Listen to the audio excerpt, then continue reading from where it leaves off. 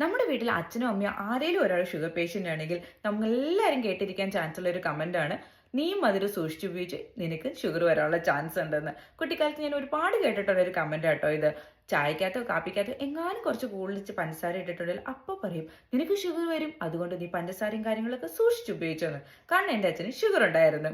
ഈ കാര്യങ്ങളൊക്കെ നമ്മുടെ ഇപ്പോഴത്തെ ലൈഫ് സ്റ്റൈലും കാര്യങ്ങളും ഒക്കെ വെച്ചൊന്ന് പ്രെഡിക്റ്റ് ചെയ്യാൻ പറ്റിയാലോ, അത് നല്ലൊരു അടിപൊളി കാര്യമല്ലേ. അതിന് പറ്റിയൊരു സാധനമാണ് CGM, അതായത് കണ്ടിന്യൂസ് ഗ്ലൂക്കോസ് മോണിറ്റർ എന്ന് പറയുന്നത്.